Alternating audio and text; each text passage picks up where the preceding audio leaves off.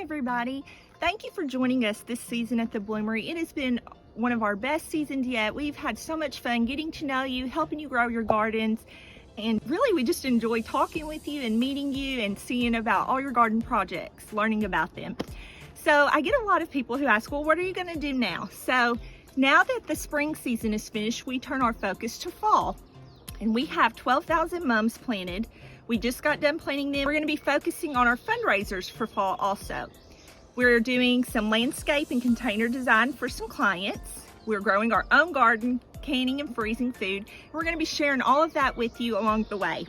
And before you know it, it's August, and then that's when we start planning for spring of 2024. So before we know it, it'll be time to start ordering pots, soil, planning what plants we're gonna grow for you guys next year, and getting all of that stuff together. We're also gonna take a lot of time now to focus on our social media outlets and our website and our online store. A couple of things I just want to talk to you about is that we have a group called Gardening with the Bloomery, and it is just to inspire gardeners and to help them share in community with each other. It's not really about us, it's about you all helping each other and talking through gardening things and just sharing in your success.